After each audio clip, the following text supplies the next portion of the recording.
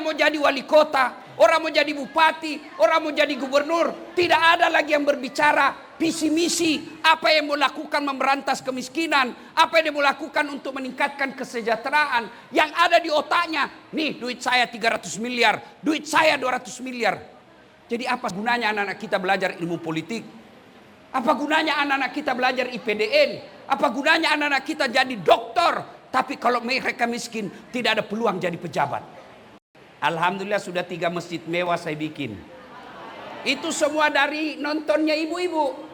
Jadi kalau ibu nonton ceramah saya, ibu ikut membangun masjid, ikut membantu anak-anak yatim piatu. Sudah puluhan saya mereka kasih beasiswa. Saya kasih fakir-fakir miskin, janda tua.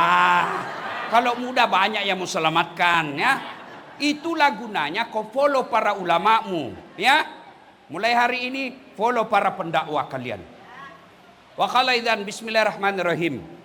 Ya ayyuhalladzina amanu taqullaha haqqa tuqatih wa la tamutunna illa wa antum muslimun.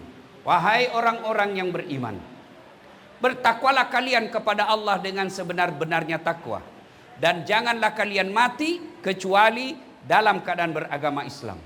Ayat ini Bu, kurang lebih 1400 tahun yang lalu. Bayangkan, kurang lebih 1400 tahun yang lalu, tiap Jumat kita dengar di mimbar Jumat. Sudah 1000 tahun lebih, tiap Jumat kita dengar di mimbar Jumat. Ayat ini, kalau di Depok ini, ada pengumuman dari wali kota, ada pengumuman dari gubernur, selalu dibacakan tiap Jumat, pasti pengumuman itu penting. Ayat ini tiap Jumat dibacakan, berarti ayat ini penting. Dan rasa-rasanya susah diterima akal. Wahai orang-orang yang beriman, jangan kamu mati. Berarti mati kau yang ngatur. Woi, jangan mati ya. Berarti mati mau-maumu. Padahal mati, mau atau tidak, tiba saatnya pasti mati. Orang kaya, mati. Orang miskin, mati. Raja-raja, mati. Rakyat biasa, mati. Gubernur, mati. Jangan terlalu kencang. Semua mati. Orang kaya, mati. Orang miskin, mati. Raja-raja, mati. Rakyat biasa, mati. Ustaz, mati. Sentimen betul. Kalau ustadznya mati, siapa yang ceramai kau?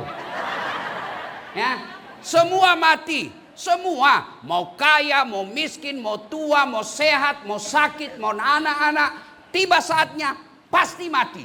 Berarti Bu, bukan mati yang jadi masalah. Yang jadi masalah kata Allah, illa wa antum muslimun, kecuali matimu dalam keadaan beragama Islam. Berarti ayat ini Allah ingin sampaikan, wahai punten. Apa artinya punten? Punten, mangga. Orang Bugis bilang tabe, ya kan? Nah, punten. Ya, ayo. Insya Allah Bapak Ibu tidak akan mati dalam keadaan berzina.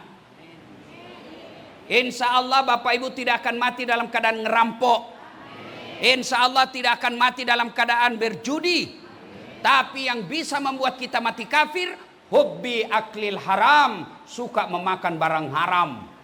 Salah satu di antara barang haram yang kalian konsumsi adalah menerima serangan fajar ketika pemilu.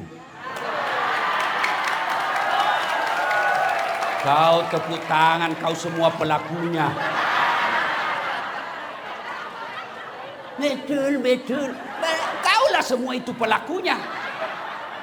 Hei, Bu. Orang yang sudah terlanjur terima serangan fajar kemarin pemilu, kata Nabi 2 solusinya. 1, kembalikan uangnya orang. Uang caleg yang sudah terlanjur kau ambil, kembalikan. Sudah habis Ustaz. Solusinya kata Nabi, hanya api neraka yang bisa mencuci perutmu. Bu. Kalau orang korupsi 70 miliar masuk neraka, paling tidak dia nikmati di dunia 70 miliar. Tapi kalau 300 ribu masuk neraka, itu namanya beleng-beleng. Pak, saya tanya, Bapak kaya enggak menerima 300.000? Begitu kasih 300.000 langsung kaya? Ibu-ibu miskin enggak menolak 300.000? Miskin kau tolak 300.000? Begitu kau tolak langsung hilang semua hartamu? Miskin? Tidak. Tapi yang pasti ketika kau terima 300.000 itu artinya kau tutup peluang anakmu jadi wali kota, anakmu jadi gubernur, anakmu jadi anggota DPR. Kenapa? Yang bisa jadi pejabatannya orang yang punya uang. Maka biar anakmu sekolahnya tidak terlalu tinggi, tapi kamu tidak bisa disogok, dia punya peluang jadi pejabat. Kenapa? Insya Allah orang miskin pun bisa jadi pejabat kalau tidak ada uang sogok. Tapi kalau kau terima uang sogok, maka kamu miskin, anakmu akan jadi buruh, dan begitu juga cucumu. Maka pemilu yang akan datang, pilkada akan datang bulan 11, tolak uang politik supaya negaramu baik. Jangan betul-betul kau terima.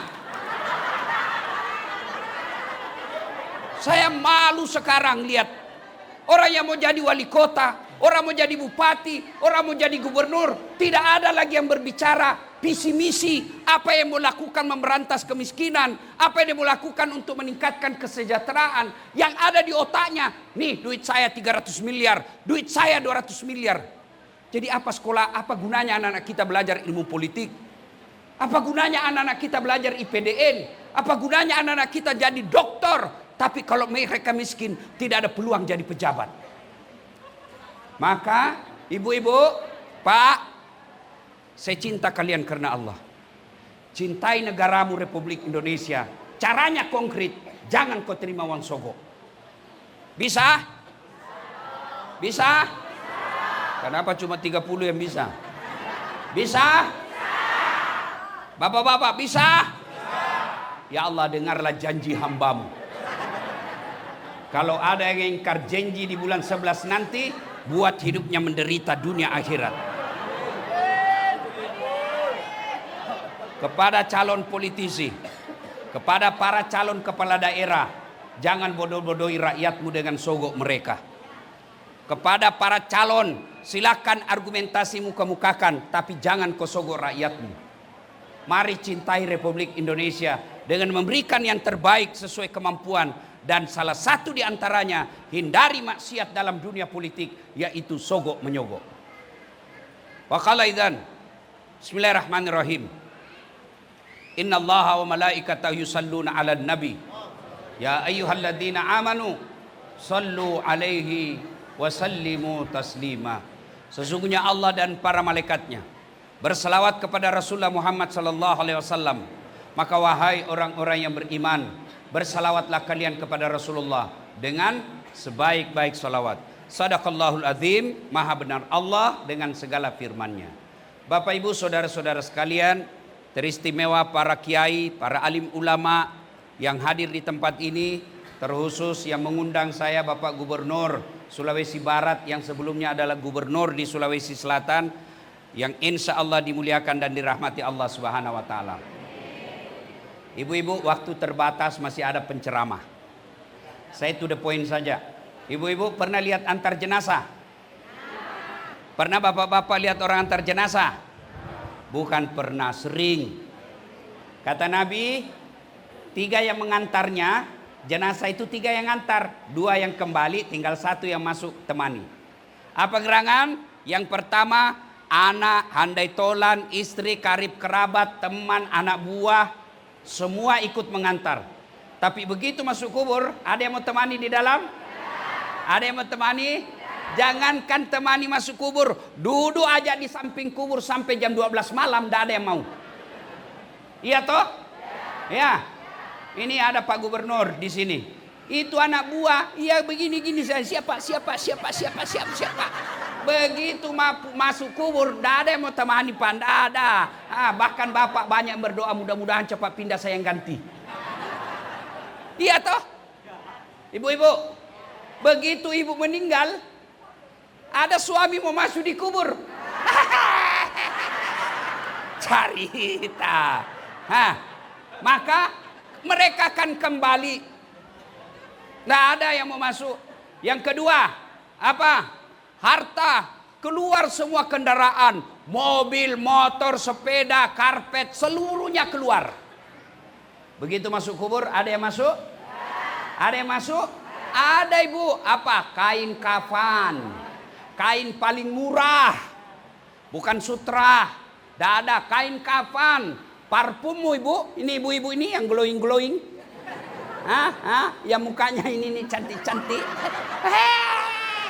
Begitu ibu meninggal, cacing ibu. Makanya jangan terlalu sibuk memode mukamu, karena yang dia membuat suamimu tertarik bukan glowingnya, tapi hatimu yang bersih.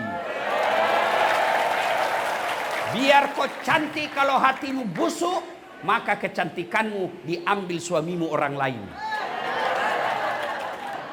Iya toh? Iya. Bujur. Betul. Nah. Yang ketiga, yang ngantar kita amal. Inilah yang setia. Masuklah kita di kubur, kembalilah para pengantar. Ibu-ibu temanmu yang sehat, anak buahmu yang sehat, mereka pasti akan kembali. Bahkan keluargamu yang katanya cinta, dia injak-injak kuburmu sambil menangis. Tapi diinjak-injak kau di dalam. Iya. Betul. Kembali. 3, 2 balik, 1 masuk. Maka kata Nabi, ketika kau sudah masuk kuburmu, putuslah semua amal-amalmu. Tidak bisa lagi kau sholat, tidak bisa lagi kau ngaji, tidak bisa lagi kau salawatan, tidak bisa lagi kau tahajud. Semua putus amal-amal. Tinggal 3 lagi yang bisa mengalir meskipun sudah jadi tulang belulang. Apa gerangan? Yang pertama kata Nabi, anak yang soleh dan solehah. Bukan anak yang anggota DPR, bukan anak jenderal, tapi anak yang soleh dan soleha. Saya tanya bapak-bapak, anakmu bisa ndak jadi anggota DPR tidak pernah caleg? Jawab ini pak, bisa apa ndak? Ndak pernah nyalek, tiba-tiba anggota DPR, bisa ndak? Bisa, bawa kursi sendiri, duduk di depan. Ibu-ibu, bisa ndak anak sampean jadi tentara polisi tidak pernah ikut akmil dan akpol? Ndak mungkin. Iya toh? Iya. Bisa ndak? Tidak mungkin. Bisa ndak anak bapak-bapak jadi dokter tidak pernah kuliah fakultas kedokteran? Tidak mungkin. Tapi bapak ibu tolong jawab. Bisa ndak anaknya ibu soleh dan soleha tapi tidak dokter? Bisa ndak anak bapak ibu soleh dan soleha meskipun tidak anggota DPR? Bisa ndak anak ibu soleh dan soleha meskipun tidak ada sekolah? Bisa. Berarti pesannya, anakmu sesungguhnya lebih gampang jadi soleh dan soleha daripada jadi dokter. Cuma sayang, kita lebih bangga anak kita kalau dia dokter, anggota DPR, tapi kita tidak malu kalau dia disut mukanya korupsi. Bapak-bapak, ibu-ibu, bu, tolong jawab saya dengan jujur. Kalau ibu meninggal, siapa yang doakan ibu? Suami. Kawin lagi bu. Woi, di Makassar ada yang bilang sama saya, Pak, itu jelek betul sifatnya tetangga saya. Kenapa lagi bu? Masa itu baru 3 bulan istrinya meninggal, dia kawin lagi, belum lagi kering kuburnya dia kawin lagi. Saya bilang itu tetanggaku masih hidup istrinya dia kawin lagi.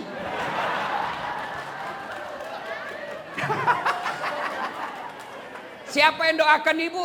Anak. Bapak-bapak ketika bapak meninggal, siapa yang doakan? Siapa? Temanmu. Jangankan dia doakan, ngetik doa saja dia malas. Lihat itu di grup WhatsApp. Kalau ada yang meninggal, ada yang ketik doa. Tidak, stiker dia kirim. Al-Fatihah. Enggak dia baca Al-Fatihah juga. Ya ketawa, saya serius sini. Ini dinasehati, dia kira saya stand up. Siapa yang doakan kita? Anak. Anak yang soleh dan soleha. Ibu bapak, lebih baik memelihara 4 kambing di rumah daripada memelihara 1 anak yang tidak bagus agamanya. Ibu-ibu tahu kambing? Tahu kambing? Tahu kambing? Tahu kambing? Itu kambing, ibu. Kakak saya di kampung itu jual beli kambing. Dia pelihara kambing, jual. Kalau ada kambingnya nakal, dia panggil penjaganya. Gak nakal itu, dia ganggu temannya. Bawa ke pasar, jual. Sampai di pasar tidak ada yang beli. Apa dia bilang? Kasih pulang, potong. Dinikmati 1 RT. Dagingnya jadi sate. Perutnya jadi coto. Pipinya sop pipi. Ekornya sop buntut. Kakinya sop kikil. Apa? Tanduknya perhiasan. Kulitnya perhiasan. Bakar obat kuat.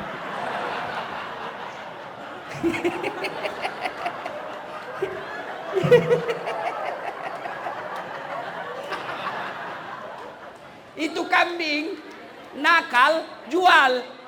Tidak ada yang beli, potong. Tapi kalau anakmu tidak sholat, tukang tipu, pezina, tidak pakai jilbab, pejudi, kau mau apain? Mau apa? Potong, siapa yang mau makan? Ayo, jual, siapa yang mau beli? Maka itulah makna ayat Quran, manusia kalau tidak iman lebih hina dari binatang.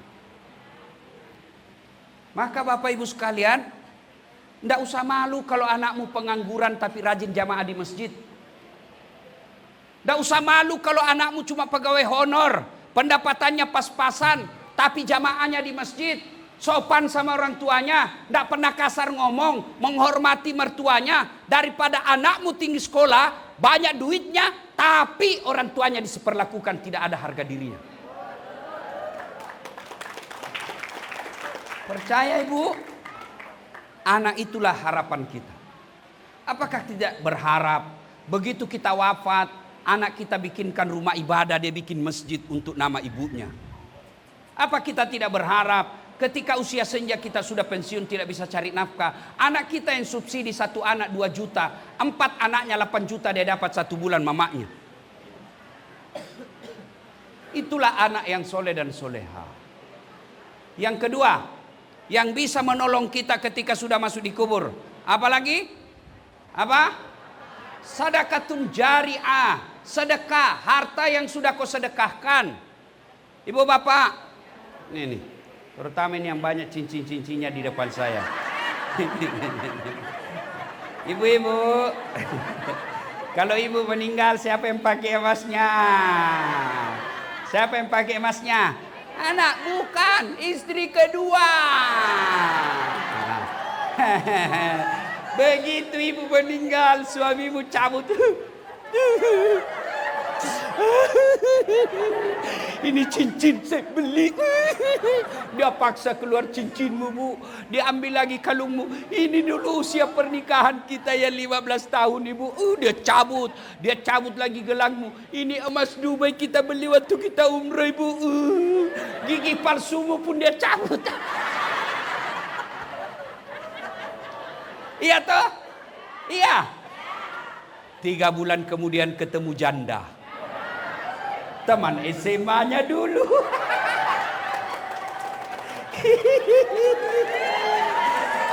Emasmu itu dia kasih keluar dari kantor, dia bilang, "Dek, hadiah untuk kamu. Ini bekas istri saya sudah mati." Makanya daripada emasmu dipakai istri kedua, mending bawa di pesantren. Bawa di pesantren. Amal. Jangan juga kau marah kalau kita bahas istri kedua. Karena itu kan bukan haram. Istri kan saya dengar ini ceramah saya. Dia bilang, "Ustaz, kan istri saya itu kalau saya sudah ceramah dia nonton juga di YouTube." Dia bilang, "Mamanya cek istri saya, Ustaz, Ada ceramahmu kalau istri meninggal suami kawin lagi. Jadi nanti kalau saya duluan meninggal Ustadz mau kawin lagi. Saya panggil dia Bu, saya peluk-peluk, saya duduk, saya bilang duduk. Saya cium-cium. Saya bilang dengar baik-baik sayang ya, dengar baik-baik sayangku. Jangankan kau meninggal, kamu masih hidup saja. Saya selalu berpikir kawin lagi.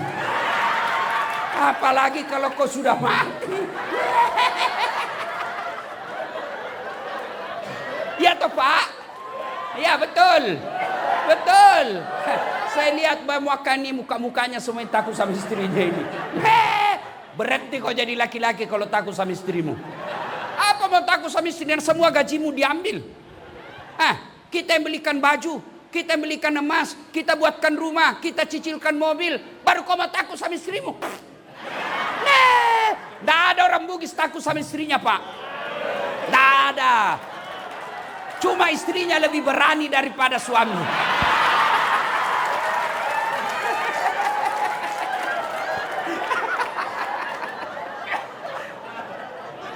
Ya, Pak, Pak, ini yang banyak mobilnya. Bapak kalau meninggal siapa pakai itu mobilmu? Anak mantu Pak. Ya anak mantumu kalau baik, kalau dia pakai selingkuh, maka sedekahlah. Sedekah. Kenapa Bapak Ibu tuan-tuan puan-puan miskin? Karena kamu malas sedekah. Saya miskin. Ya karena kamu malas sedekah. Kalau kau yakin Al-Quran, itu Al-Quran memberikan ilustrasi, gambaran, perumpamaan. Kalau kau belanjakan hartamu di jalan agama Allah, ibaratnya kata Quran, kau menanam satu biji itu tumbuh 7 bulir. 7 bulir itu 7 batang. Yang setiap batangnya kata Quran menghasilkan 100 buah. Itu kata Quran, bukan kata caleg. Iya toh? Quran katakan 1 Allah ganti 700 kali lipat. Sedekah itu tidak mesti semuanya banyak, sesuai kemampuan.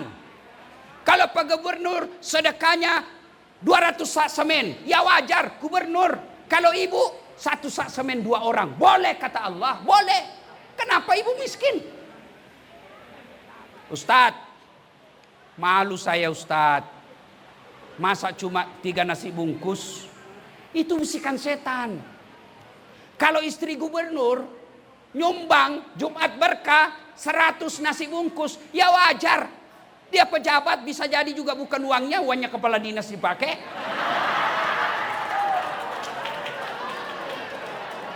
Iya toh?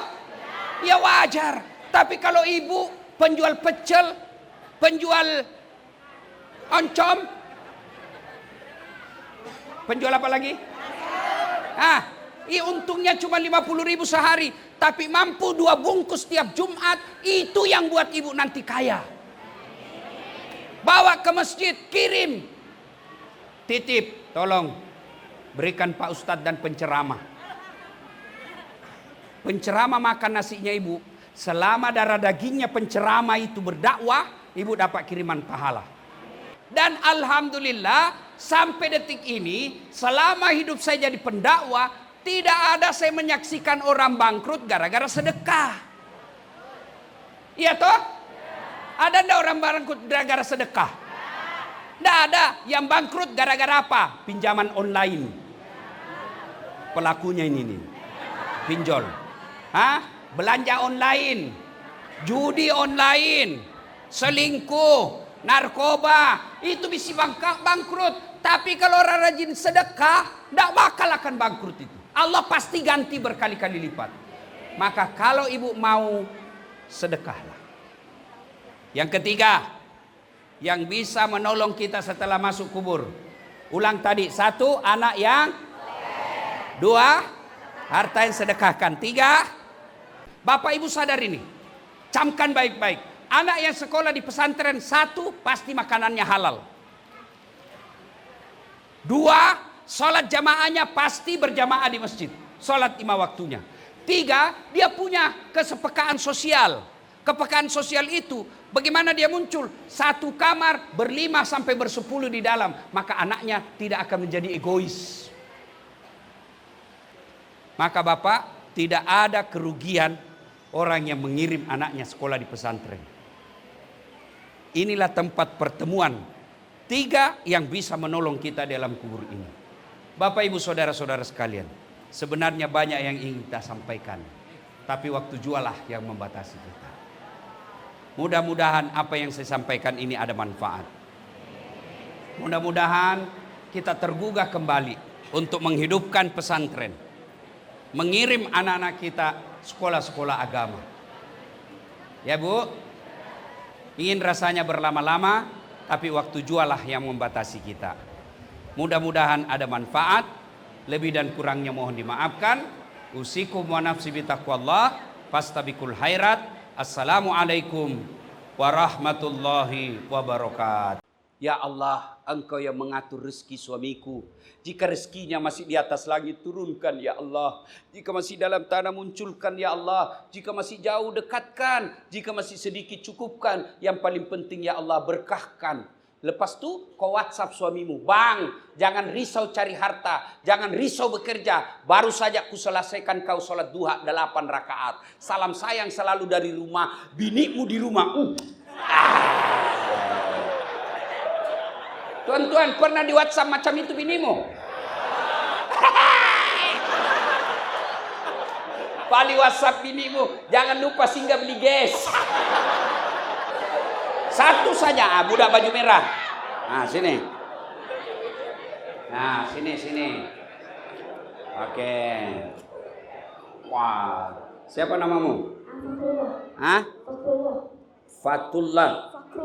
Fakrullah. Oke. Umur? 12. Mau dapat hadiah ini? Mau? Betul. Nah, sekarang saya tanya, siapa nama Perdana Menteri Malaysia? Datuk Seri Anwar Ibrahim. Oke, siapa nama timbalannya? Datuk Seri Fadilah Syur. Oh, Masya Allah. Oke, kau tahu siapa nama penceramah? Ustazah Salatif. Oke, siapa kau kenal pelakon dari Korea? Tak ada. Kalau pelakon Malaysia siapa kau kenal? Kalau penyanyi Indonesia, ada kamu kenal penyanyi Indonesia? Oke, sudah, kalau begitu dapat hadiah 50 ringgit. Tapi sebelum kau dulu saya tanya lagi. Berapa anak Nabi? Jangan kau tengok orang. Berapa anak Nabi? Berapa? Kau jangan tengok orang. Berapa, siapa nama anak terakhirnya Nabi? Kalau begitu siapa nama istri ketiganya Nabi? Lagi susah. Oke, sudah duduklah kau. Nah, itu anak-anaknya. Saya nak tanya orang tuanya. Siapa mau dapat hadiah? Siapa mau dapat hadiah? Tuan mau? Mau? Tak. Siapa yang mau? Siapa yang mau? Sini Dato' ya. Oke. Sini. Sebab ini menghormati tetua, saya bagi 2 lembar. Siapa? Waalaikumsalam warahmatullahi wabarakatuh. Siapa nama? Abdul Salam bin Zaid. Abdul Salam bin Zaid. Sekarang boleh kita Tuan bagi saya informasi hari apa lahir Nabi? Hari Senin. Tanggal 12 Rabiul Awal. Tahun 157. Oke. Kalau begitu hari apa Nabi wafat? Hari Senin. Dimakamkan di Mekah dan di Madinah. hari Jumat. Oke. Kemudian itu salah, bukan hari Jumat. Nah, kemudian berapa istri Nabi? Yang saya tahu Nabi 9, salah. Kemudian siapa istri ketiga Nabi?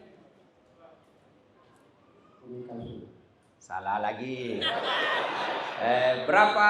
Siapa anak pertama Nabi? Anak pertama saya tak tahu. Tak tahu lagi. Oke, 100 ringgit. Oke, terima kasih. Sila. Oke. Nah, apa maknanya? Dengar baik-baik. Datuk Tun Mahathir, Datuk Sri Najib, Dasat Latif, mereka tidak akan peduli kalian nanti di padang mahsyar. Semua orang-orang hebat yang kamu kenal, Ronaldo, Lionel Messi, Donald Trump, Tun Najib, Tun Mahathir, demi Allah, mereka tidak akan mencari kalian nanti di akhirat. Mereka semua akan sibuk dengan kesalahan-kesalahannya yang digambarkan dalam Al-Quran. Anak lari dari orang tuanya, orang tua tinggalkan anaknya, suami meninggalkan istrinya, istri meninggalkan suaminya. Lalu siapa yang mencari kita? Dialah Rasulullah Muhammad sallallahu alaihi wasallam. Cintanya kepada kita ketika beliau bangkit dari alam kuburnya, hari kebangkitan namanya, dia gosok matanya, dia tidak cari, ya Jibril, mana bapakku yang tidak pernah aku tengok? Ya Jibril, mana istriku Khadijah yang habis hartanya untuk bantu saya dakwah? Ya Jibril, mana ibu saya yang hanya 4 tahun bersamaku? Ya Jibril, mana cucuku Hasan Hussein yang saya sangat sayangi? Mereka tidak dicari oleh Rasulullah, padahal mereka adalah keluarga Nabi. Tapi siapa yang dicari Nabi? Aina ummati? Mana umatku yang tidak tahu namaku seperti tadi budak? Macam mana kau boleh cinta kepada Nabi kalau kau tidak tahu sejarahnya Nabi? Iya kan? Orang berkata, tidak mungkin kau cinta kalau kau tidak kenal. Tak kenal maka tak sayang karena tak cinta. Mana boleh rasa cinta hadir kepada Nabi kalau kita tidak kenal? Kalau sudah tidak ada cinta kepada Nabi, mana boleh kau bisa meneladaninya? Inilah maknanya sehingga kita perlu maulid. Bayangkan saudara-saudaraku, budak seperti tadi, generasi hadapan Islam, masa depan orang-orang Islam yang ada di tanah Melayu ini. Kalau mereka tidak kenal nabinya, mereka tidak tahu keluarga Nabi, macam mana boleh diselamat agama kita? Maka kenalkan Nabi dari kecil. Anak saya budak kecil, saya kenalkan Nabi sejak kecil. Anak-anak Nabi ada 7 orang. Baru kau tahu 7 toh? Iya. 3 laki-laki, 4 perempuan. Pertama Qasim, Abdullah, Ibrahim, Zainab, Ruqayyah, Ummu Kalsum, Fatimah. Jadi anak karena dia senang lagu, ajarkan cinta kepada nabinya mulai kecil dengan cara nyanyi. Coba kan dari lagu itu tadi, anak-anak Nabi ada 7 orang. Dia tahu, oh 7 anaknya Nabi. 3 laki-laki, 4 perempuan. Pertama Qasim, Abdullah, Ibrahim, Zainab, Ruqayyah, Ummu Kalsum, Fatimah. Saya yakin 90% di sini baru tahu anaknya Nabi 7. Jangan kau ketawa karena kau semua kena ini ceramah. Iya. Nah, itu sekarang. Kalau dulu saya waktu kecil, lagunya ibu saya lain lagi. Pada zaman dahulu kala, pada zaman jahiliyah. Oh, zaman jahiliyah. Nah, jelaskan apa itu zaman jahiliyah. Nah, zaman jahiliyah itu namanya dulu di Mekah, yang sekarang kau kenal Mekah, dulu namanya Hijaz. Waktu itu zaman jahiliyah, 4 tuhannya orang Arab. Latta, Manat, Uzza, Hubal. Tuhannya nampak, tidak seperti Tuhan kita tidak nampak. Mereka nampak Tuhannya, patung, kayu. Dia bikin tangannya, dia bikin kakinya, dia bikin kepalanya, nampak seperti manusia. Lalu dia sembah. Orang paling kaya dia bikin dari emas. Bawa sedikit dari perak perunggu. Bawanya lagi dari kayu. Paling miskin dari roti. Lepas dia sembah Tuhannya, lapar. Dia tengok Tuhannya. Kata dia, Tuhan, saya sudah sembah kau. Sekarang saya lapar. Maafkan saya Tuhan. saya nak makan kamu. Zaman jahiliyah, Tuhannya dia makan nak. Sehebat-hebatnya, jahat-jahatnya kalian, tidak ada yang makan Tuhannya. Tapi zaman jahiliyah, Tuhannya dia makan. Itu zaman jahiliyah nak. Lalu sampaikan, perempuan zaman jahiliyah tidak ada martabatnya nak, perempuan zaman itu. Perempuan zaman itu kalau lahir, perempuan jenis kelaminnya langsung diambil sama bapaknya, dikubur hidup-hidup. Masih menangis anaknya, masih merah, keluar dari rahim ibunya, diambil sama bapaknya, dipendam, dikubur hidup-hidup. Kenapa? Perempuan dianggap hina. Bahkan perempuan kalau dewasa, tugasnya hanya apa? Lahir untuk melahirkan. Tempatnya dapur, kasur, sumur. Sumur, dapur, kasur. Kasur, sumur, dapur. Bahkan perempuan waktu itu nak, itu dianggap jahiliyah. Boleh perempuan tukar ganti malam. Nah, kita bertarung ya. Kau suka bini saya? Iya. Kalau kau menang, ambil biniku pakai 2 hari. Zaman jahiliyah. Itulah Nabi lahir, zaman jahiliyah. Lalu kenapa? Lanjut lagi lagu. Lahirlah seorang rasul. Nah, lahir seorang rasul. Tapi rasul, nabi dan rasul ada berapa? 25. Siapa yang lahir? Bukan nabi pertama, bukan nabi tengah. Tapi siapa yang lahir? Lahirlah seorang rasul yang terakhir dan mulia. Siapa namanya? Bukan Ibrahim. Siapa namanya? Bukan Yunus. Siapa namanya? Bukan Daud. Siapa namanya? Nabi Muhammad namanya. Nabi Muhammad. Dan tuan-tuan harus tahu. Sebelum lahir anaknya Siti Aminah. Dari Adam sampai tahun gajah. Tidak ada satupun manusia di bumi ini punya nama Muhammad. Nama penting. Tuan-tuan kasih nama Muhammad anakmu. Tapi tuan-tuan yang punya nama Muhammad, jangan pula kau tidak sholat. Namamu Muhammad tapi tidak sholat. Kau dicari nanti sama malaikat. Namamu Muhammad tapi kau selingkuh. Namamu Muhammad tapi kau tidak puasa. Kau menghina nabiku. Nah, maka diangkatlah Rasul, dikasih nama Muhammad.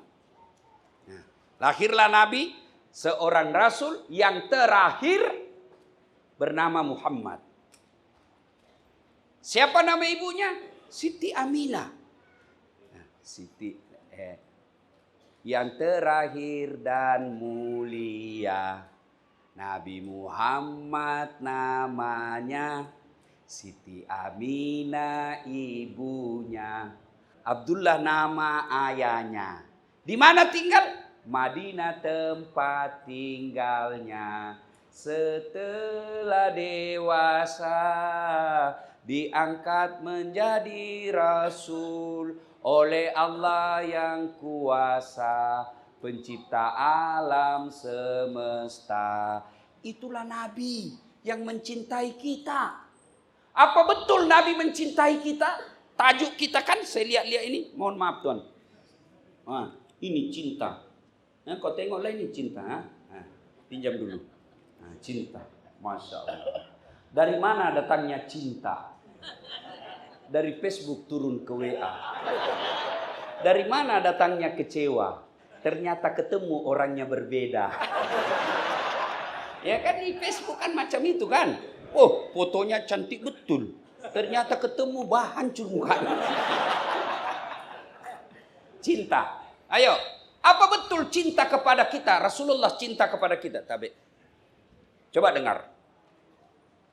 Nabi influenza. Bahasa Melayunya salesma. Cocok nih.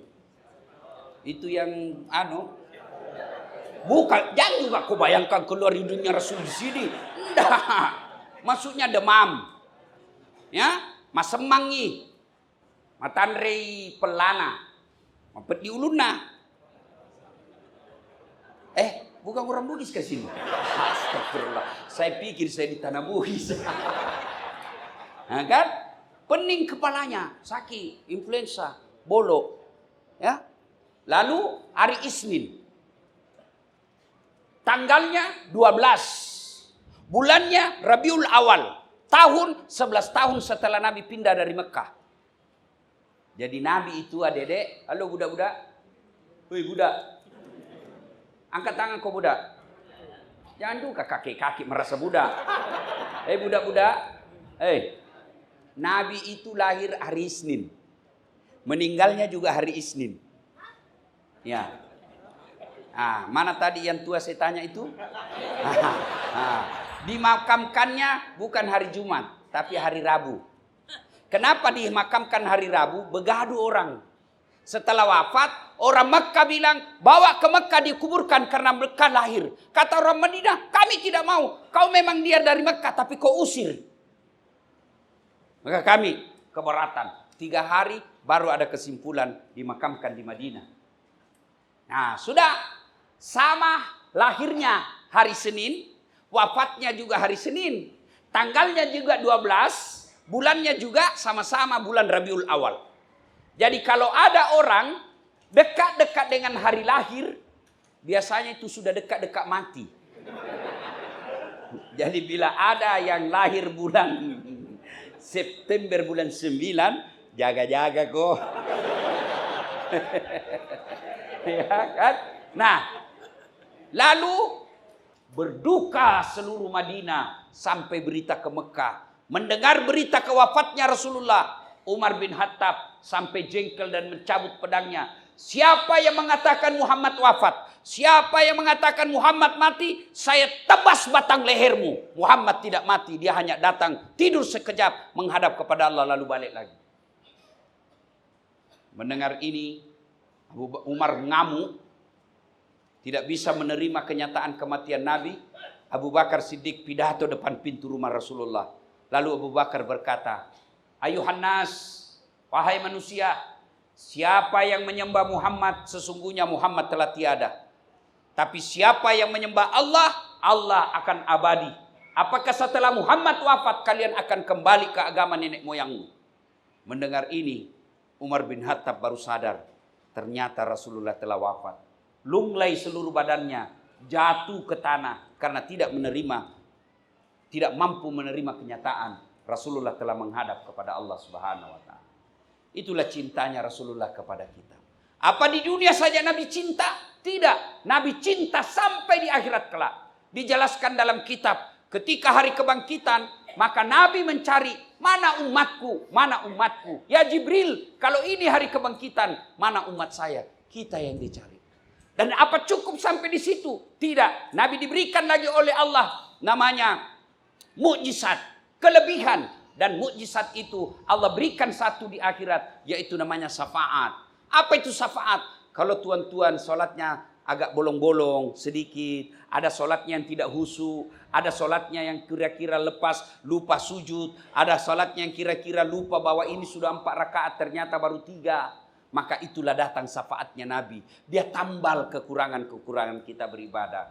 Ada haji kita yang sombong. Ada haji kita yang hanya mau pamer. Ada sedekah kita yang hanya mau pamer. Allah berikan Muhammad, berikan syafaat agar ibadahnya bisa diterima sisi Allah. Cintanya Rasulullah dunia sampai akhirat. Jangan pernah mempertanyakan cintanya Nabi kepada kita. Yang kita pertanyakan, sudahkah kita cinta kepada Rasulullah Muhammad sallallahu alaihi wasallam? Pertanyaan, Ustadz, bila saya cinta kepada Nabi, macam mana caranya? 1, perbanyak salawat. You ada soalan dalam hidup? You nak beli sesuatu, duit tidak cukup, salawat. Mudah-mudahan berkah salawat, Allah cukupkan rezekimu. Kau punya bini suka ngomel? Bayangkan wajahnya, salawati dia. Allahumma salli ala sayyidina. Allahumma salli ala sayyidina. Tapi jangan kau di depannya. Kau bilang Allahumma sholli, dia tampar kau. Ibu-ibu, ada suamimu otaknya mau babini terus. Kalau dia tidur, ubun-ubunnya salawati. Macam dia ini tidur, ibu kau tengok ini ya. Ini dia tidur, kau salawati. Allahumma sholli ala sayyidina. Allah. Kalau dia bangun, apa kau bikin? Salawat. Iya kan? Anak muda, ada perempuan kau senang sekali, Kau mau sama dia, dia pun mau sama kamu, mau muntah lihat mukamu. Jangan putus asa. Selama niatmu mau ibadah, mau menegakkan nikah karena Allah, bayangkan wajahnya, kau salawati dia banyak-banyak. Allahumma sholli ala sayyidina. Allahumma sholli ala sayyidina. Allahumma sholli. Esok jumpa langsung dia bilang, bang, lamar saya. Tapi jangan kau salawati bininya orang. Hah? Salawat. Bersalawat kepada Rasul. Kadang saya ditanya, Ustadz, kenapa doa saya tidak dikabulkan? Kau salawat tidak? Tidak. Itu penyebabnya. Siapa yang doa, tak awal dan akhir dengan doanya tanpa salawat, maka doanya tergantung antara langit dan bumi. Jadi bila nak berdoa, salawat dulu. Allahumma salli ala sayyidina Muhammad wa ala ali sayyidina Muhammad. Ya Nabi, salam alaik, ya Rasul, salam alaik, ya Habib, salam alaik, salawatullah alaik. Barulah kau minta. Doakan dulu ibu bapak. Allahumma ghafirli wali walidayya warhamhuma kama rabbayani shaghira. Tidak tahu bahasa Arab, bahasa Melayu juga boleh. Tidak tahu pun bahasa Melayu cakap, kau dalam hati saja.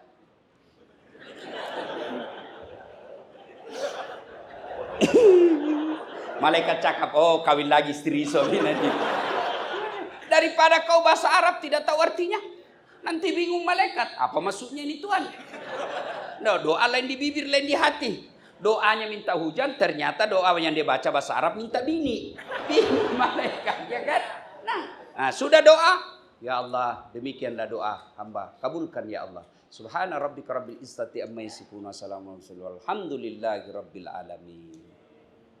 Salatullah salamullah ala toha rasulillah. Salatullah salamullah ala yasin habibillah. Tawassalna bi bismillah wa bil habib rasulillah wa kulli mujahidilillah bi ahlil badri ya Allah. Selawat. Ibu-ibu, ibu nak punya anak soleh soleha, selawati dia setiap saat. Tak ada dosanya ibu ambil air dalam bejana, dalam gelas atau dalam ini, macam ini bu, ya. Ibu selesai salat hajat, baca doa, Rabbi habli minas solihin, ya Allah berikan hamba anak yang soleh. Lalu ibu salawati itu air sebanyak-banyaknya. Allahumma salli ala sayyidina. Allahumma salli ala sayyidina. Niat dalam hati, mudah-mudahan keberkahan dan kecintaan Allah kepada nabinya, air ini menjadi asbab, menjadi datangnya pertolongan Allah. Dia minum anak kita, lembut hatinya, tutur katanya baik. Jadi mulai ini, bikinkan salawat suamimu. Kau kasih minum. Begitu tuan-tuan minum, kau tanya, air salawat ke ini? Hekat? Bersalawat. Ya. Yang kedua, bila you cinta kepada Rasulullah, amalkan sunnah-sunnahnya. Sunnahnya, yang boleh sunnah panjang jenggot silahkan. Tapi jangan kau tuduh orang tidak jenggot tidak sunnah. Sebab saya pun dianggap ustadz tidak sunnah. Di Indonesia ramai di medsos, ustadz sunnah, saya cari nama saya, tak ada. Ustadz tidak sunnah, nomor 13 nama saya. Saya cakap, kenapa kau tuduh saya ustadz tidak sunnah? Dia bilang, macam mana kau ustadz sunnah, tidak ada jenggotmu. Mana boleh kalau kita tidak mau tumbuh? Saya sudah bagi minyak, tidak mau tumbuh dia. Yang mau pakai celana di atas mata kaki silahkan. Tapi jangan pula orang yang tidak di atas mata kakinya kau anggap tidak sunnah. Ada sunnah yang lain. Sunnah yang mulai sederhana. Apa? Kau berikanlah salam setiap kau ketemu. Itu dalam Islam. Tidak boleh kita tidak urus tetangga. Tidak boleh kita individualis. Kita dalam Islam itu punya kepekaan terhadap orang di samping kita. Jangankan teman, jangankan kenal. Tidak kenal sekalipun, kita mesti menyapa dan mendoakan. Mana buktinya? Duduk-duduk di kereta umum, bus persiaran.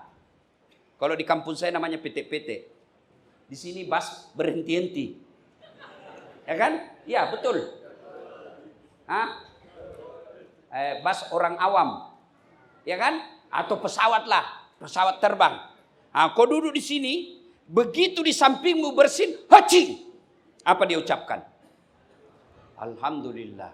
Apa kau ucapkan? Yarhamkallah. Padahal kita tidak kenal. Apalagi dia balas. Karena sudah didoakan. Dia balas lagi. Yahdi bikumullah. Iya. Tapi macam mana umat Rasulullah sekarang? Mereka satu keluarga. Satu rumah. Pergi makan katanya kumpul keluarga. Dia pergi makan di kedai. Tapi apa dia saling baku sapa? Tidak. Dengan sibuk dengan begininya masing-masing. Bapaknya di sini, mamanya di sini, anaknya sini. Semua sibuk. Tidak ada yang bincang. Tidak begitu Rasulullah mengajarkan kita. Rasulullah setiap tumpah orang, beliau jabat tangan. Dan beliau jabat tangan, tidak pernah dia lepas tangannya sebelum orang melepasnya. Dan dua tangan. Beliau kalau dipanggil sama sahabat, Das'ad, kalau saya paling balik, iya Datuk. Tapi Nabi tidak. Das'ad, ya Muhammad. Beliau balik begini. Dia balik seluruh badannya. Sangat menghormati. Beliau bila jumpa orang, jabat tangannya, dia senyum, dia pandang matanya. Kalau kita jumpa kawan handphone. Iya.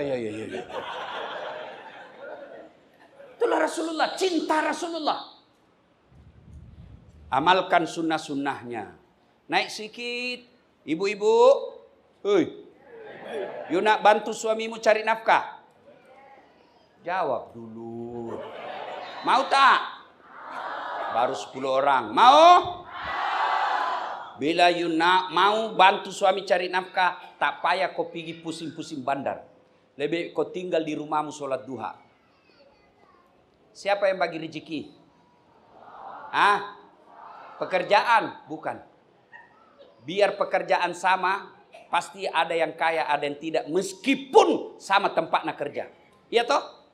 Itu menunjukkan Allah yang bagi rezeki. Puan-puan tahu cicak? Tahu? Apa dia makan itu cicak?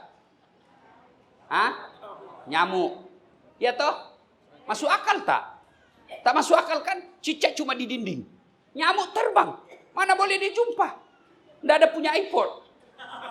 Iya toh? Satu di dinding, satu terbang. Mana bisa dia makan? Tapi lagu saya waktu kecil. Cicak-cicak di dinding, diam-diam merayap. Datang seekor nyamuk. Nyamuk yang datang. Tidak lagu cakap. Nyamuk lompat ke nyamuk. Cicak lompat ke nyamuk. Tidak. Patah-patah cicak kalau dia lompat. Pak. Itu Allah. Ada 3 rahasia Allah yang tak boleh kau campuri. 1, bini, jodoh. Cantik betul istrinya. Suaminya jelek, jodoh. Yang kedua, ajal. Biar kau mau, kalau tidak tiba. Tidak mati kau. Yang ketiga, rezeki. Nah, karena rezeki urusan Allah, bagi kita orang Islam, yang mendatangkan rezeki 1, sholat duha. 2, surah Al-Waqi'ah. 3, sedekah. 4, doa. Kerja saya kaki tangan kerajaan di Indonesia. Kalau lihat, tidak mungkin saya boleh bisa sampai sini. Kalau lihat gaji saya. Tapi saya keliling-keliling Indonesia. Keliling-keliling dunia pergi dakwah. Bukan saya beli tiket. Tapi apa? Bini saya selalu doakan saya. Ya Allah, murahkan rezekinya suamiku. Maka bini yang bagus, dia tinggal di rumahnya, sholat duha. Ya Allah, Engkau yang mengatur rezeki suamiku. Jika rezekinya masih di atas langit, turunkan ya Allah. Jika masih dalam tanah, munculkan ya Allah. Jika masih jauh, dekatkan. Jika masih sedikit, cukupkan. Yang paling penting ya Allah, berkahkan. Lepas tu kau WhatsApp suamimu, bang, jangan risau cari harta, jangan risau bekerja. Baru saja ku selesaikan kau sholat duha 8 rakaat. Salam sayang selalu dari rumah, binimu di rumah. Tuan-tuan, pernah di WhatsApp macam itu binimu? Paling WhatsApp binimu, jangan lupa singgah beli gas.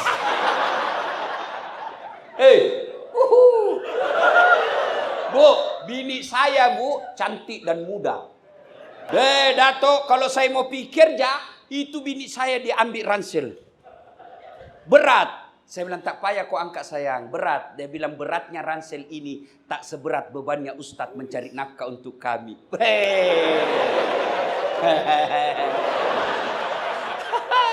Saya naik kereta, dia cium tangan saya, Bu.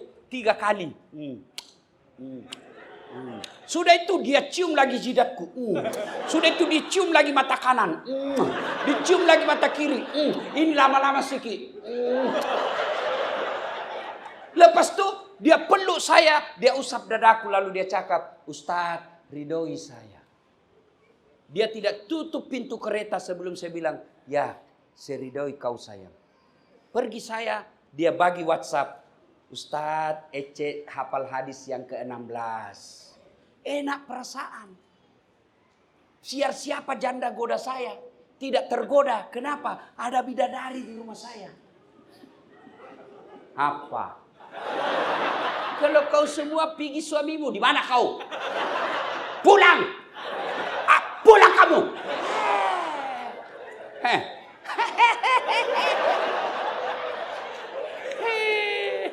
Kau periksa HP-nya suamimu, dia kasih kau 1, masih ada dia sembunyi di kereta 2. Kenapa tahu Ustadz? Karena saya juga kadang begitu. Sembunyi kereta itu kereta. Hei, Bu, mau bantu suami cari nafkah? Sholat duha. Saya tak tahu niatnya Ustadz. Tidak mesti kau usalli, tidak mesti. Hanya ulama Melayu Indonesia, Brunei Indonesia, Malaysia yang mengajarkan itu usalli sunnatal duha. Ulama Timur Tengah tak ada. Itulah sebabnya kalau kau pergi umroh, kau tengok itu orang Arab kalau masuk masjid. Kau tengok itu, yang macam ni aja dia. Allahu Akbar. Kalau kita kan lama dulu.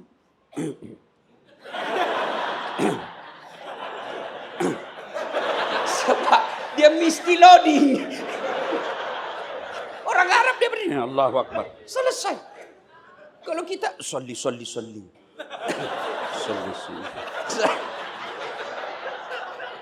Mau ucap boleh, tidak ucap pun boleh. Allah sudah tahu kau mau sholat duha. Begitu ibu wudu, itulah niat. Saya mau sholat duha, ada dalam hatimu, itu niat. Sholli sunnatal duha, mau ucapkan pun boleh. Sholli sunnatal duha, rakataini lillahi ta'ala, Allahu Akbar. Anda tahu bahasa Arab, bahasa Melayu. Saya nak niat sholat duha, 2 rakaat sunnah hukumnya bagi saya lillahi ta'ala, Allahu Akbar. Itu pun kau tak paham, kau cakap saja segini, Tuhan sholat duha, Allahu Akbar.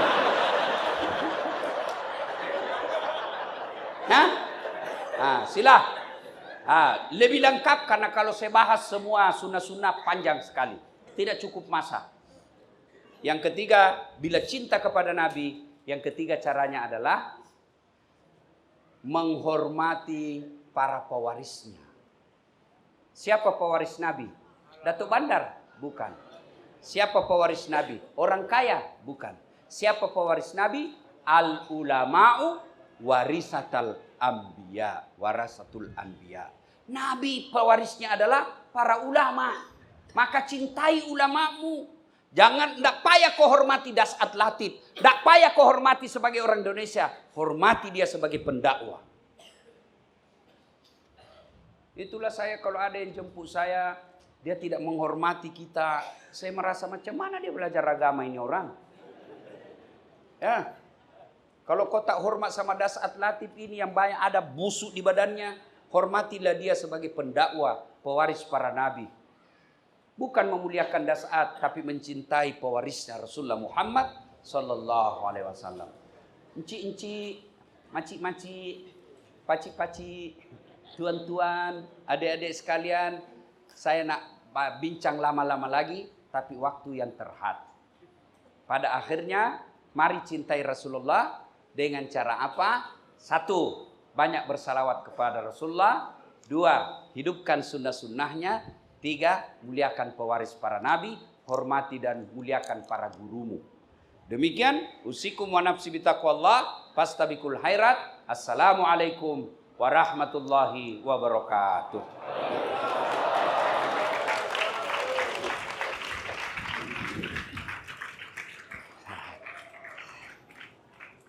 Kenapa habis amalmu Ustaz kalau pergi kota?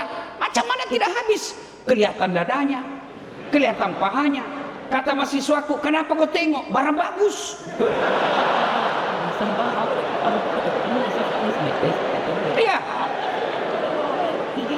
Sebelum saya lupa, salah satu sebab saya datang ke UKM kuliah, sebab di sini insya Allah amal terjaga. Kau pergi di Australia, kau pergi ke London, kau pergi ke Timur Tengah, ke Eropa, habis amalmu bos. Coba, di sini alhamdulillah makanan tidak perlu khawatir, semua halal. Tapi kalau kita pergi sekolah ke Eropa, habis amal, mata tersiksa, cari makanan halal pun susah. Alhamdulillah itu sebabnya saya datang ke UKM. Belum lagi bahasanya hampir sama Indonesia. Dunia Melayu, dunia Islam. Pacik-pacik manci? Harga. Selamat pagi cikgu. Ya kan? Nah, alhamdulillah orang masuk surga bukan karena tidak ada dosa. Jangankan kita adik-adik sekalian yang hidup zaman modern ini, kurang apa mulianya para nabi? Apa adik-adik sekalian pikir tidak ada nabi yang tidak ada dosanya? Apa anda kalian memikirkan semua nabi tidak ada dosa? Ada nabi tidak ada dosanya, ada nabi ada dosanya. Manusia pertama, nabi pertama yang Allah turunkan sebagai rasul, Adam alaihissalam. Apa dosanya Ustaz? Dia makan buah khuldi. Turun Ibrahim alaihissalam. Apa dosanya Ustaz? Dia bohong ketika diadili Raja Namrud. Yunus alaihissalam, dia dosa. Dia sangka buruk ketika dakwah, dia tinggalkan umatnya, dia pindah perahu. Ada dosanya. Nuh alaihissalam diutus, la ilaha illallah, tiada Tuhan selain Allah, jangan sembah kecuali Allah. Anaknya yang membangkang. Itu para nabi. Apalagi kita pelajar UKM, pasti ada dosa. Lalu kenapa orang masuk surga Ustaz? Ditimbang kebaikannya sebelah kanan, timbang keburukannya sebelah kiri. Ternyata timbang punya timbang lebih banyak kebaikan daripada dosanya. Maka ketika kumpul begini, bersalawatlah. Saya nak ajak bersalawat, boleh? Boleh? Tapi saya mau dengar mana lebih laju kencang suaranya, perempuan dengan laki-laki. Kita tanding adik-adik ya, boleh? Yang merasa jenis kelamin lelaki diam dulu. Kita dengar dulu ini perempuan-perempuan cantik. Ayo kita salawat ya. Boleh? Yang di atas juga. Yuk salawat bareng-bareng. Salatullah salamullah ala Tuhan.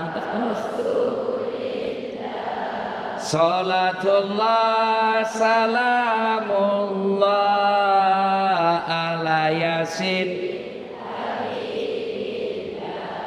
Oke, ya ini suara bukan keras, ini namanya sahdu. Suara beginilah yang buat nafsu kita laki-laki. Maka adik-adik nih, adik-adik putri, kalau kau ditelepon sama temanmu yang cowok, jangan mendayu-dayu suaramu. Assalamualaikum dek. Waalaikumsalam. Bagaimana temanmu ndak nafsu? Lagi di mana dek? Di bilik. Coba kalau kau tegas. Assalamualaikum dek. Waalaikumsalam. Lagi di mana? Di bilik. Apa bikin? Apa kau tanya-tanya? Nah, ndak diteleponnya lagi kau besok. Waalaikumsalam. Ya, ini tadi markanya kira-kira 92. Oke. Nah, kalau diam dulu, yang merasa jenis kelamin lelaki, ayo kita salawat. Jangan mempermalukan jenis kelamin kita, ya. Ayo adik-adik, yuk, ya salawat bareng-bareng. Salatullah, Masya Allah, ala Toha Rasulillah. Salatullah ala Yasin.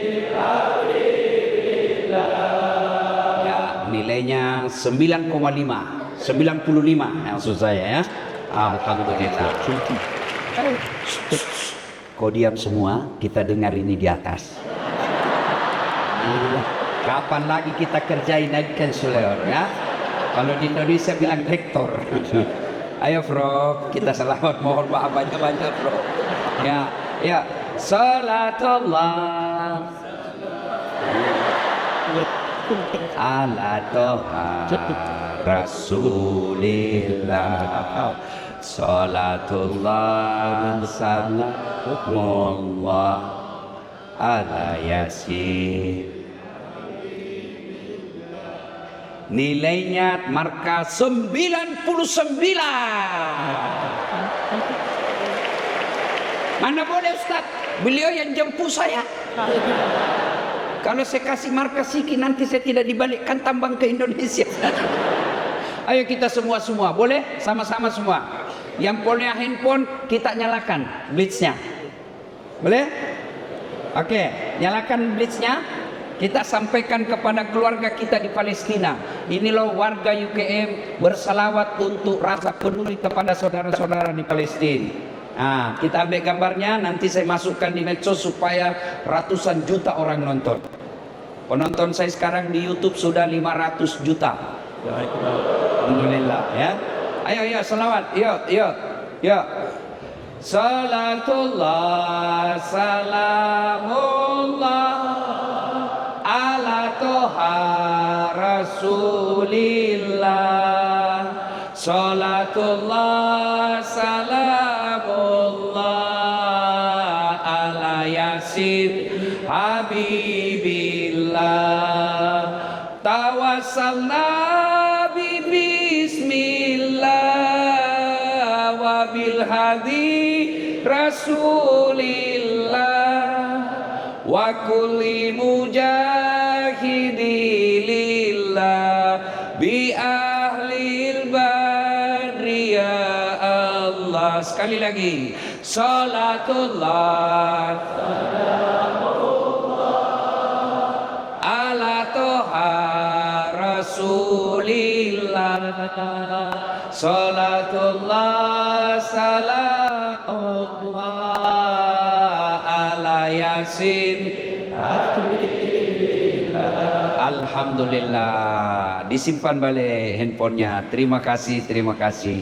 Bapak Ibu, saudara-saudara sekalian, tuan-tuan guru teristimewanya yang saya muliakan, saya hormati, Prof. Ikhwan, Rektor Universitas Kebangsaan Malaysia yang insya Allah dimuliakan rahmati Allah Subhanahu wa Ta'ala.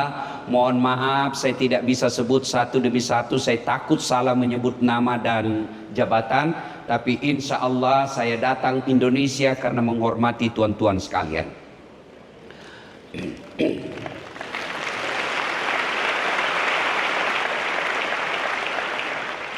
Adik-adik sekalian, mau enggak saya bagi handphone iPhone 16 1 tera? Angkat tangan. Mau? Mana yang mau? Oke, sudah ya, itu sana paling dekat dengan tangga ya. Tapi begitu saya bagi kau handphone 16, iPhone 16, tapi langsung tuli. Terus langsung ini telingamu tidak boleh mendengar. Mau? Mana yang mau tadi? Mana yang mau? Mana? Tidak ada lagi tak? Berarti yang mahal itu bukan iPhone. Yang mahal itu bukan jaringan seluler. Yang mahal itu telinga. Allah kasih kita percuma, tak perlu bayar. Hebatnya lagi nih telingamu, Masya Allah, tempatnya cantik. Pernahkah adik-adik sekalian membayangkan macam mana seandainya telinga satu di bawah kelepak, tek-tek? Halo, iya Desaan. Kamu di mana? Aduh, hujan. Iya kan? Ya. Maka kita ucapkan alhamdulillah. Jadi sekalian, kenal Ronaldo, Lionel Messi. Itu gajinya 1 bulan, penghasilannya kumpul kita semua dalam gedung ini masih lebih banyak gajinya Lionel Messi 1 bulan. Apa dia yang hebat? Apa dia yang jago? Tidak, tapi yang hebat Allah. Kenapa? Karena Allah bagi dia kaki yang boleh lututnya bengkok. Mana dia boleh debat bola lagi kalau kakinya tidak boleh bengkok? Macam mana begini? Iya kan? Alhamdulillah kaki kita boleh bengkok. Maka kita ucapkan alhamdulillah. Jadi sekalian ini kamera nih macam ini. mahal. Tuh, mahal. Yang saya bawa pun mahal. Mau kau saya bagi? Semua kumpul ini bagi sama kamu. Mana yang mau? Kamu mulai berpikir kan? Tidak mau. Kenapa? Bukan ini yang mahal, bukan itu kamera yang mahal, tapi apa yang mahal? Mata. Tidak ada sebuah gunanya ini kalau tidak ada matamu. Saya baru-baru operasi mata, habis duit saya puluhan juta, tapi dokter cakap pun kalau balik matamu sudah tidak seperti lagi yang Allah berikan. Alhamdulillah ini mata. Biar kau punya macam ini, kau punya duit, mesti kau punya ilmu untuk gunakan ini. Mesti di stare, close up, shoot out, shooting. Tapi apa ini yang mahal? Bukan. Allah bagi kamu mata. Hebatnya lagi nih mata, autofocus. Begitu kau buka, Pro F1. Tidak perlu lagi kau putar-putar macam ini. Iya, hebatnya lagi nih mata. Dia punya sensor pembeda. Dia bisa bedakan mana istri, mana sekretaris. Dia boleh bedakan mana istri, mana pelajar kita. Andai saja tidak boleh dibedakan, tak tukar-tukar istri. Kenapa malam ini beda-beda rasanya? Ternyata tetangga. Maka kita ucapkan Alhamdulillah. Karena ini cewek. Udah ikut berpikir kan? Karena tengok ada orang kawat di giginya. Pasti ada di sini. Ada kan? Ada cewek ada besi-besi di giginya. Pernah tengok? Itu saya pernah tanya kawan saya, itu mahal kah mahasiswa saya? Itu mahal kah? Mahal Ustaz. Wih, berapa harga? Uang Indonesia 40 juta. Wih, 1 kali umroh. 1 kali umroh disimpan di giginya. Allah kirim. Saya bilang kau kira itu behelmu mahal? Bukan. Apa yang mahal? Gigi. Biar kau mau bagi kawat behel harga 100 juta, nggak ada gigimu. Apa kau mau kawat? Hebatnya lagi di gigi, dia ditumbuh panjangnya terhad. Kau pernah bayangkan bagaimana saya tanya di gigimu tumbuh seperti rambut? Kau tidak bakal masuk UK. Ini rambut. Iya kan? Iya. Maka kita ucapkan Alhamdulillah. Alhamdulillah. Maka itulah sebab setiap ada orang berbicara di depan umum, mengajar, dia mesti mengucapkan pertama awal-awal pembukaan kata Alhamdulillahirabbil. Termasuk adik-adik sekalian, Anda lulus di UTM ini, Allah pilih Allah tempatkan kamu universitas kebanggaan di warga Malaysia. Maka kita ucapkan Alhamdulillahirabbil. Adik-adik waktu daftar sini, apakah semua yang daftar otomatis lulus? Tidak kan? 10 daftar mungkin hanya 1 yang diterima. 100 daftar mungkin 1 saja diterima. Ribuan warga Malaysia daftar UPM, tapi alhamdulillah Allah pilih kalian untuk masuk dan duduk di tempat ini. Maka bersyukur dengan mengucapkan Alhamdulillah. Alhamdulillah kata itu tidak cukup. Tapi cukupkan itu dengan cara apa? Manfaatkan ilmu untuk membela agama Allah. Ada ilmu baik, tapi tidak disertai dengan amar ma'ruf nahi munkar, ilmu nanti akan memberatkanmu di akhirat kelak. Ini penting ilmu. Alhamdulillah kita bisa masuk sekolah ini untuk berilmu. Adik-adik, Ali bin Abi Thalib, tahu kan Ali bin Abi Thalib? Sepupu sekali Nabi, yang juga kemudian menjadi anak mantunya Nabi. Ya kan? Ada. Ditanyalah Ali bin Abi Thalib, ya Ali, jika kau sudah disodorkan antara ilmu dengan harta, kamu pilih mana? Ini cowok-cowok. Kalau saya bagi kamu pilihan, kitab Durratun Nasihin dengan iPhone 15 pilih mana? Kitab ini bohong kau pandai pula pencitraan. Pasti pilih handphone. Ali bin Abi Thalib, ya Ali, kalau kau disodorkan antara harta dengan ilmu, kamu pilih mana?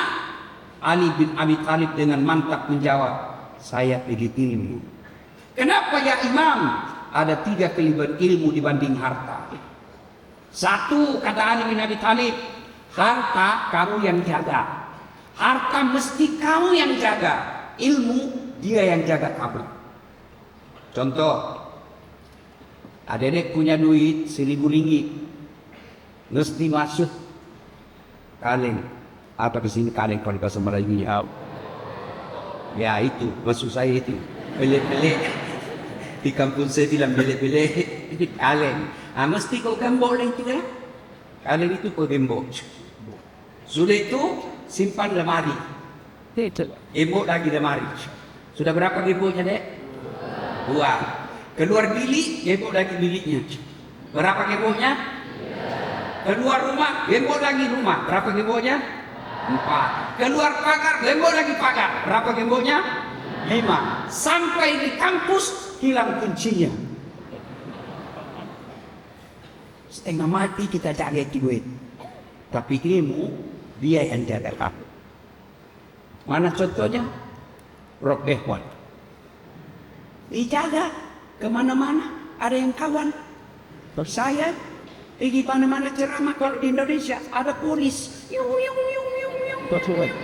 Kenapa? Apa karena saya gagah? Bukan. Saya memang tidak handsome. Tapi saya penuh pesona. Mana buktinya? Banyak mau ambil gambar sama saya itu. Allah yang turunkan nikmat itu. Bukan karena saya gagah, bukan karena saya orang berhebat, bukan karena saya ada kuasa, tapi karena ada ilmu, maka Allah jaga saya. Yang kedua, kata Ali bin Abi Thalib, dengan ilmu kamu boleh dapat harta, tapi harta belum tentu kau dapat ilmu. Maksudnya apa Ustaz? Ini di kampung saya dulu. Ada orang kaya betul. Didudukkan takwa, banyak duit yang di kampus saya. Tapi dia tidak ada sekolah. Dia telepon anaknya. Indonesia sedang telepon ini. Masuk dia pilih. Dia naik. Langsung dia bilang, halo. Dalam hati saya, mana boleh sambung? Halo. Mana boleh sambung dalam hati saya? Saya bilang, Haji, mana boleh sambung? Kenapa? Dia tidak pencet dulu nomornya. Dia cuma, halo, ambo bapakku nak, halo. Saya bilang, Haji, pencet dulu nomornya. Dia bilang, kau dah hantar saya, pencetkan lagi. Sudah kepencet, dia bilang lagi, halo. Tak balik. Itu yang di mulutnya, disimpan di telinganya. Yang di telinga disimpan di mulutnya. Saya bilang lagi, terbalik Haji. Dia bilang lagi, halo, terbalik Haji. Loha. Saya bilang, bukan katanya yang tak balik. Ini ada duitnya, tapi beleng-beleng. Maka dari sekalian, sebaliknya, dengan sekolah kau boleh dapat duit. Dengan duit, belum tentu kau dapat harta. Tapi dengan ilmu, kau dapat duit, harta. Anak contohnya, pergi kemana-mana, tidak pusing soal tambah. Siapa yang beli? Yang jemput saya. Adik-adik sekalian, kau pergi merantau hanya kau dari ilmu. Kau pergi Jepun, kau pergi Korea, tapi kau punya ilmu. Kau tidak bawa duit, tapi balik kau nanti bawa duit. Kenapa? Karena ilmu. Ini pentingnya ya adik-adik sekalian sekolah. Mana buktinya? Ini dah saat lagi. Allah kami. Dulu adik-adik sekalian, saya keluar bilik waktu saya masih S1 degree. Ada kawan saya, dia tunjuk saya. Das tidak malu kau itu bajumu, baju bekas. Orang Makassar bilang catat.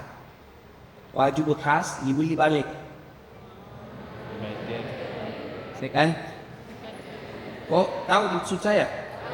Yang penting tahu dah. Kalau tidak tahu pura-pura saya tahu. Ya kan? Saya ini hilang. Tapi saya bilang dalam hati, saya tidak waras hinaannya. Ya Allah, berikan saya umur panjang, murahkan rezekiku. Alhamdulillah, orang yang hina saya itu sekarang sudah beberapa tahun, setiap Ramadan saya bagi dia sedekah zakat.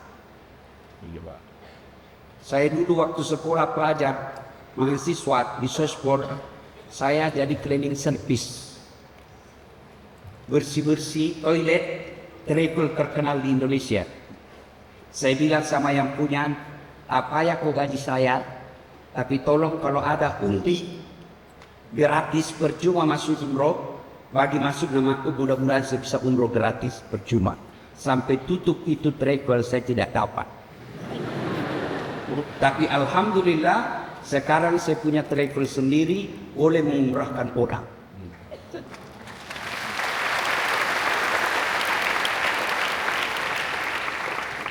Dulu saya puasa Senin Kamis waktu saya masih sekolah atas. Kenapa puasa Senin Kamis? Karena kadang-kadang mau makan susah. Maka saya cakap sama adikku, daripada kau cuma lapar, lebih baik kau puasa. Lapar dapat pahala. Alhamdulillah sekarang sudah puluhan anak siswa saya bagi beasiswa supaya dia bisa sekolah.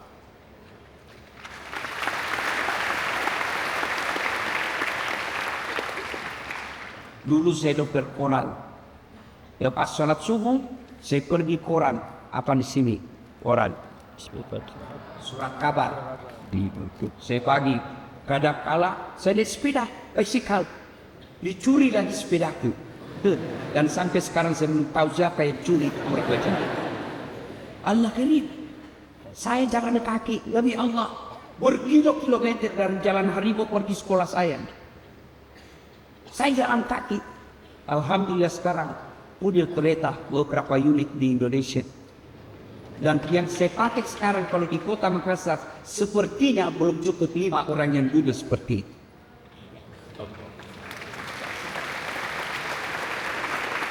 Apa sebab Ustaz?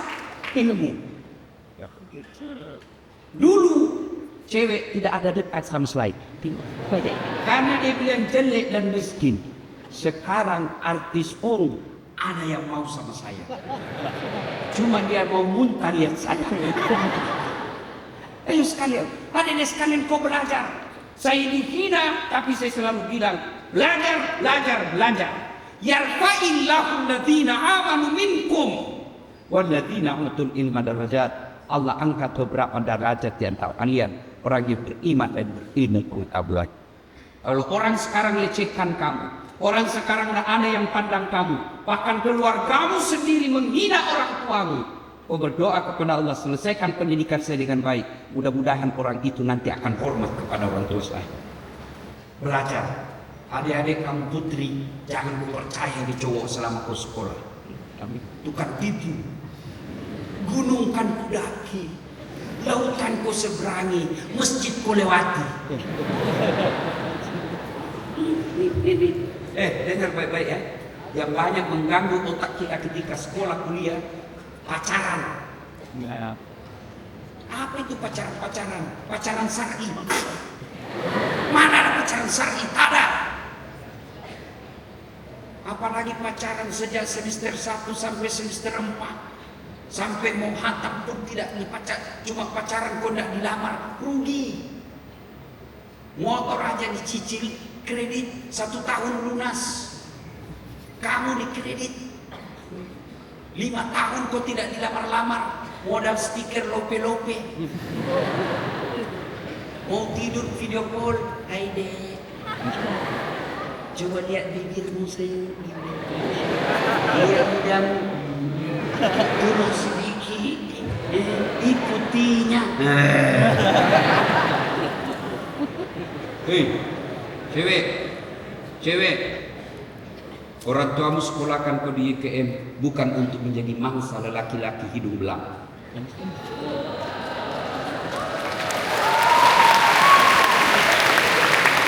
Ya, kau baik-baik saja belajar.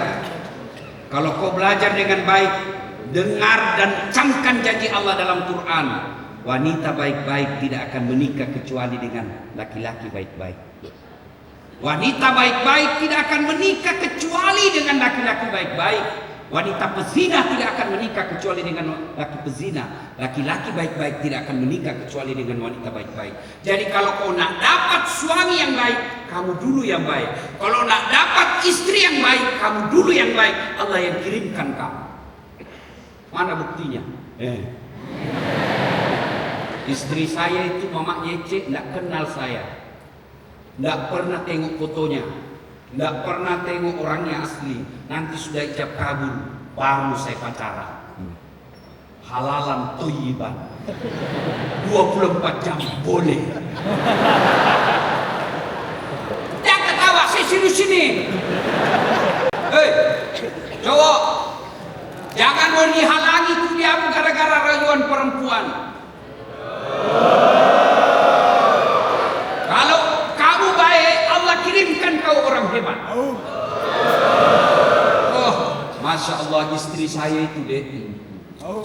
Waktu saya mau lamar, saya kenal ibunya hari Ahad. Saya kenal ibunya hari Ahad dalam pengajian, Jumat saya lamar.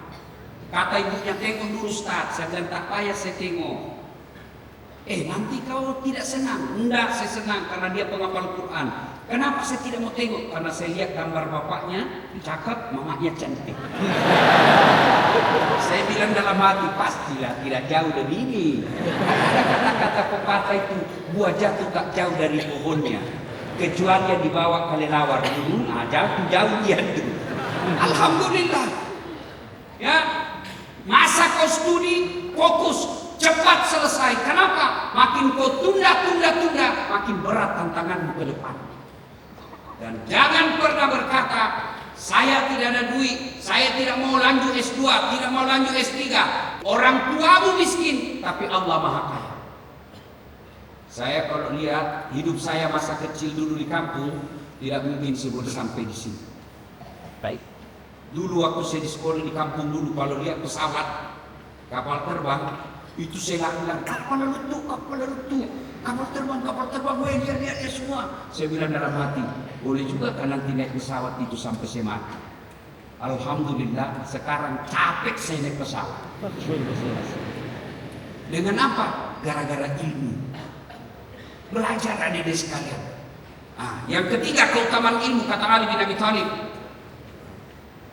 Satu ulang, adik-adik, masih ingat supaya cantam. Dengan harta belum tentu dapat ilmu. Dengan ilmu dapat harta. Yang kedua, ilmu dia yang jaga kamu, harta kamu yang jaga. Dan yang ketiga kali kata Ali bin Abi Thalib, harta kamu bagi pasti berkurang, ilmu kamu bagi bertambah. Saya punya duit 10 ringgit, kasih adik-adik sekalian 5 ringgit, duit saya tinggal lagi 5 ringgit.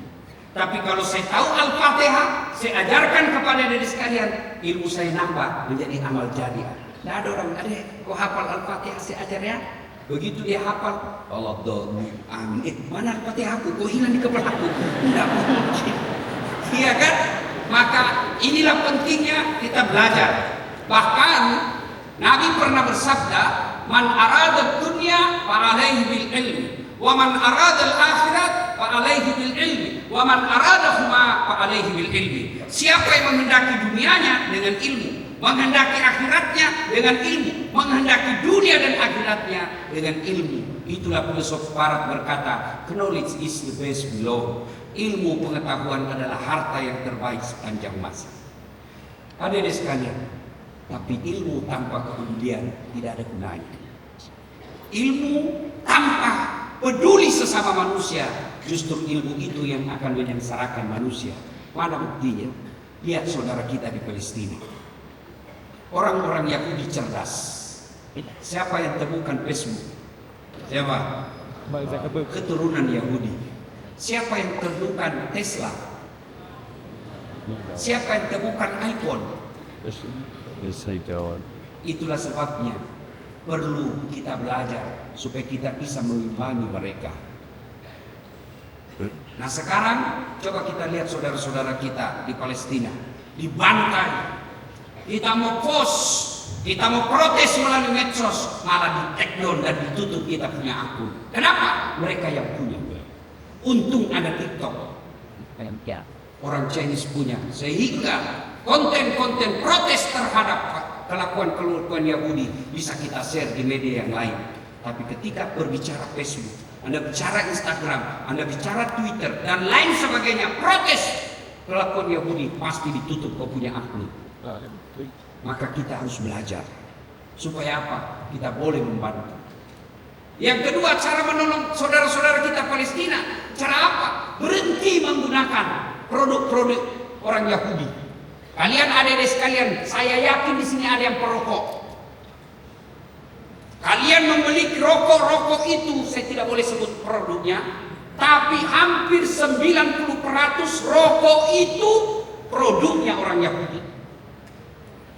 Kamu demo protes Yahudi, tapi setelah kau demo kopi merokok, itu sama kau beli peluru untuk tembak saudaramu orang-orang Palestina. Maka adik-adik sekalian yang merokok, saya doakan kalian berhenti merokok. Lebih baik kau beli apa? Beli handphone. Rokok itu karena orang rokok biasa saya pikir orang bodoh-bodoh. Itu aja dikerja 10 menit. Isak buang. Sekali-kali isak kunyah atau telan. Dan itu saja orang perokok macam makin primitif. Kau pergi di Jepun, tidak usah Jepun dulu, di Singapura, itu jiran kita paling dekat, pergi merokok dikasih garis itu. Tidak boleh dia keluar di situ. Keluar kau didenda $2.000 Singapura. Pergi di airport, bandara, itu macam dia orang bodoh-bodoh di dalam kaleng-kaleng. Dia dikasih masuk dalam itu, kayak macam plastik, dia di dalam dia berhadap-hadapan. Daripada aku seperti itu, berhenti. Itu bagian daripada menolong saudara-saudara kita di Palestina. Yang ketiga, cara menolong saudara-saudara kita di Palestina adalah dengan cara apa? Berderma. Ada duit derma. Dan tidak ada orang bangkrut gara-gara derma. Saya nak tanya ini, puan-puan yang ada di hadapan saya, maafkan saya, yang guna-guna ini emas. Kalau puan-puan wafat, siapa yang guna itu emas? Anak bukan, istri kedua. Suami kami lagi. Bro, jadi karena bini saya ini, mamanya ceramah saya. Bilang, Ustaz, kau katanya kalau istri meninggal, suami kawin lagi. Jadi kalau saya meninggal nanti kau kawin lagi. Saya perlu dia harus saya cakap, dek, kau dengar baik-baik sayangnya. Jangankan kau meninggal, masih hidup saja sekarang, saya selalu berpikir kawin lagi. Apalagi kalau kau sudah mati. Ada pula itu menjadi taklim emak-emak di Makassar. Dia bilang, Ustaz, jelek betul sifatnya jiran saya.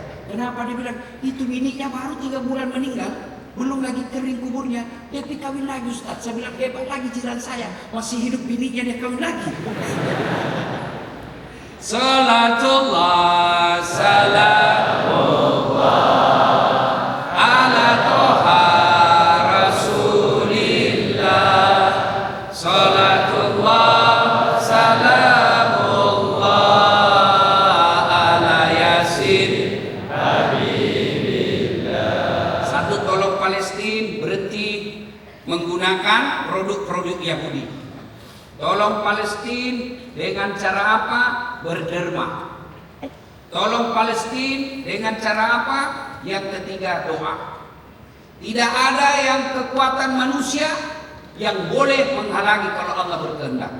Lalu kenapa sampai sekarang doa-doa kita serasa tidak dikabulkan Allah? Karena Allah ingin membagi pahala jihad bagi saudara-saudara kita di Palestina. Yang kedua, Allah ingin menguji keimanan kita, solidaritas kita. Karena dalam Al-Quran Allah jelaskan, innamal mu'minuna ikhwa. Orang Islam itu seperti bersaudara badan ini. Coba lihat badan kita saudara-saudara adik sekalian. Tangan kanan gatal tanpa diundang kiri yang garuk. Tangan kiri yang gatal tanpa diundang kanan yang garuk. Gatal dua-duanya kerjasama.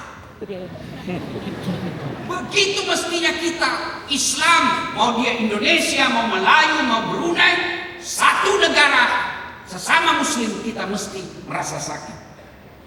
Bahkan Nabi katakan, umatku itu seperti badan ini. Coba tabaran kita. Ada anak muda lelaki pergi rumahnya ceweknya. Tahan tuh kakinya. Kaki tahan tuh, seluruh badan ikut merasakan. Yang pertama ikut merasakan apa? Mulut. Yang kedua, mata mencari. Yang ketiga, tangan mengusap. Yang keempat, mulut meniup. Padahal kaki tahan tuh, semua ikut merasakan. Tidak ada orang tahan tuh kakinya.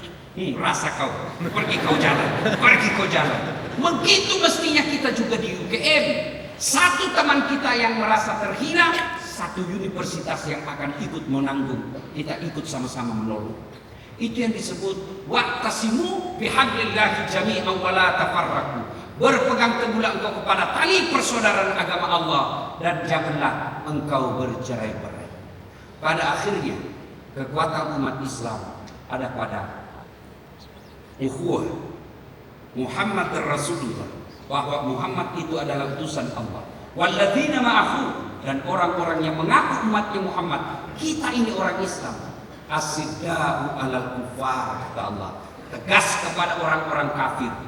Yang kedua, ruhama'u bainahum, kasih sayang kepada sesama mereka. Saya yakin langkah-langkah kaki kita, ide-ide kita mempertemukan kita di sini, berselawat untuk menunjukkan rasa simpati kita, rasa ikut bela sungkawa kita kepada saudara-saudara di Palestina, insya Allah akan menjadi amal jariah.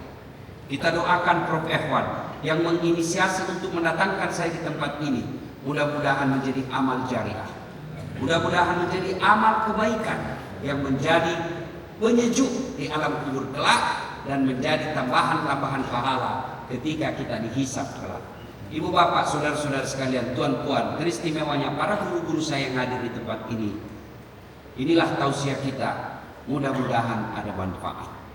Terus bersyukur, belajar yang baik, manfaatkan ilmumu untuk beribadah mendekatkan diri kepada Allah, lalu beramar ma'ruf nahi mungkar, punya kepedulian atau solidaritas, dan jangan lupa selalu bahagiakan orang-orang yang pernah berjasa dalam hidup, terutama guru. Itulah sebabnya tadi sebelum saya ke sini, saya sempatkan mampir ke penyedia saya mencari beliau untuk rasa terima kasih dan syukur saya telah membimbing saya untuk selesai PhD di universitas ini. Terima kasih semuanya atas kehadirannya. Mudah-mudahan menjadi berkah langkah-langkah kita. Tahniah kepada dedek mahasiswa baru, mahasiswi baru. Di tempat inilah, universitas inilah kita mengadu karir kita, memperbaiki hidup kita. Mudah-mudahan janji Allah, siapa yang menuntut ilmu dengan sebaik-baiknya, maka memahmudah, saya angkat derajatnya. Lebih dan kurangnya mohon dimaafkan. Usikum wa nafsi bitaqwallah. Fastabiqul khairat. Assalamualaikum warahmatullahi wabarakatuh.